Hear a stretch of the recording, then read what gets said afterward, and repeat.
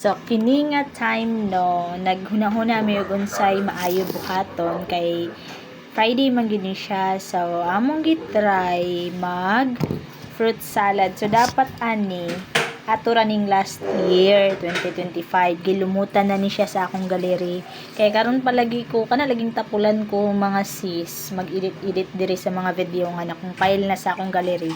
Tapos pag wala na ako'y ma-post, kalingawan na lang na akong edit, kalingawan na lang na akong voice over, kalingawan na lang na akong upload sa YouTube, sa Meta, and sa TikTok.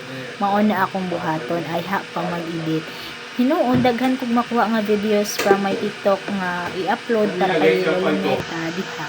So, kini, last year pa ni, na among giplanuhan sa akong manghod na mag fruit salad lagi ko no, kay muanhi siya, so wala man siya dadayon og anhi, kami na lang.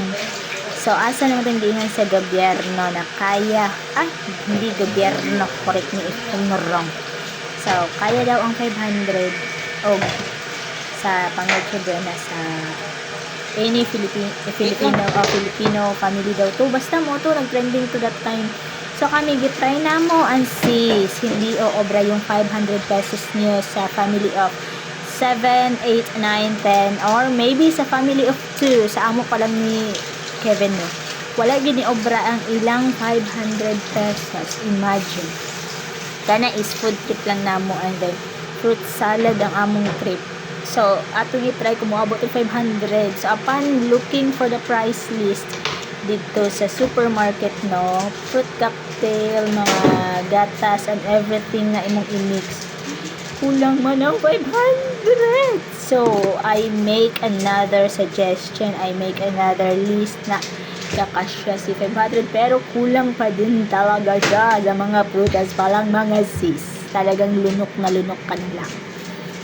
So, yan yung mga alternate ko na imbis na fruit cocktail talaga yung mimikas-mikas na ensa natin siya. So, I decided to buy a banana, mango, and grapes, and also this one apple. So that these fruits na makita ninyo na akong gikuha sa ref are my favorite fruit. So let's start with the apple. So of course, what should we do? So looking back, or let's say balik ta sa tong topic mga sis.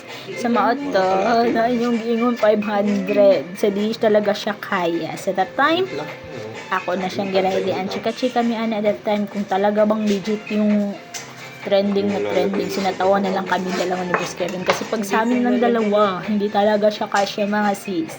I don't know kung sa amin lang siya. Pero hindi talaga siya kasya yung 500. From other, siguro sobrang food trip na kami. Pero talagang iisipin mo. 500. 500. Sa kilo pa lang ng bigas ngayon, 500. Yun. So, to make the story short, so, ay, muna na. Makita ninyo kung sa among gibuhat. So, ako nag-prepare sa apple at sa all na fruits na gusto na akong mekos mamaya. So, gigatan na ako siya anam-anam. So, ang nagastos ani overall is mga 600 plus kay mahal kayo ang prutas that time sa December, way back December 2025. Charot, maka-way back, parang sobrang luma-luma na. Basta, katong month na December, mahal na kayo approaching sa holidays ba. So, akong napalit, 2 taon ka,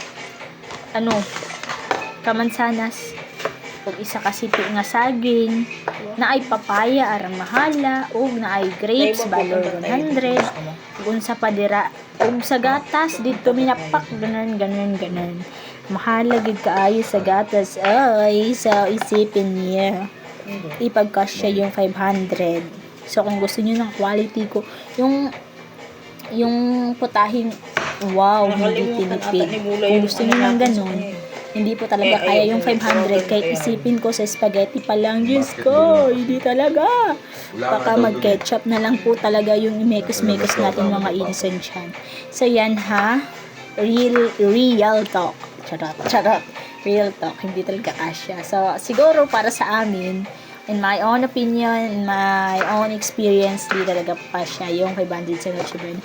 And if gusto nyo, mag-mackerel na lang kami or tawag doon, Tinapa na lang siguro yung mga mamamayang Filipino, not that. Okay, so wait. So now, let's go back. So, seryoso talaga po ako dyan, mga insan, na pag-prepare. Kasi tinry lang namin, kasi cravings, ganun. So, hindi ko iniisip na yun din pala yung gagawin namin sa Pasko. So, yun na nga. Fruit salad in the making pa tayo ngayon. Kailangan na natin siyang i-fast forward kasi maboboring na kayo sa haba ng intro dyan. Okay? So, keep it up. Let's 3, 2, 1. So, ni super duper fast forward ko na po talaga siya, mga sis, kasi hindi na kaya sa time at sobrang haba pa. So this is the making of my fruit salad, and of course the ingredients, we have banana, apples, papaya, and grapes. And sa baba, basta o patrake, wala na kaya gear. And of course the strips of the buko. This is buko salad, so kailangan natin ng niyog. Or maybe, I don't know, nakalimutan ko sa tagal na ng video na to. Na lumut-lumutan na talaga, hindi ko alam kung ano pa yung pinaghahalo ko dyan. Basta yan, ni-slice ko na lang sila isa-isa.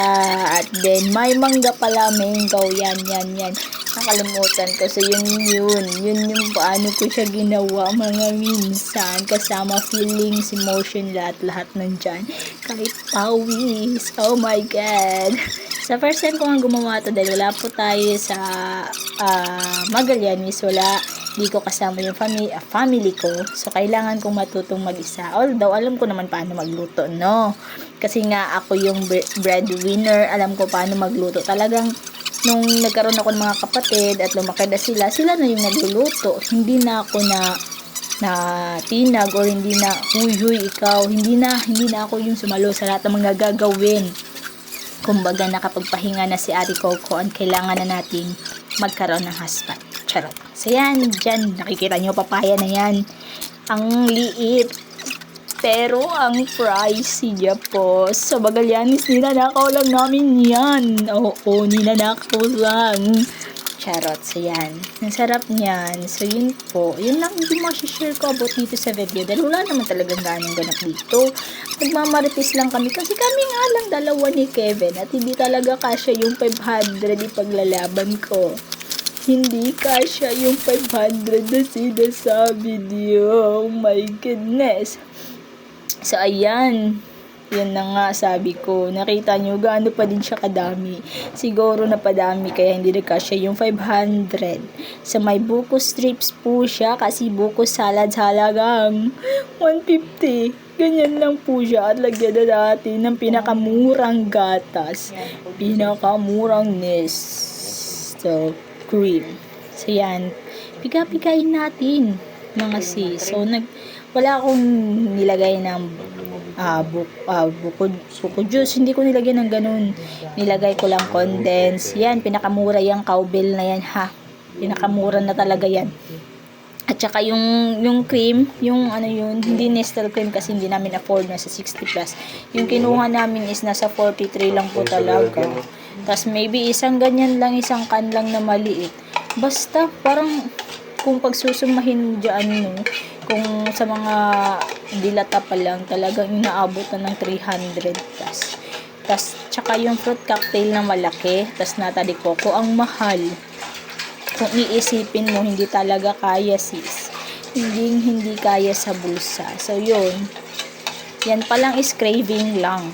Paano pa kaya kung Noche Buena na? So, kailangan natin bawat patak talagang ganyan. So, yun po.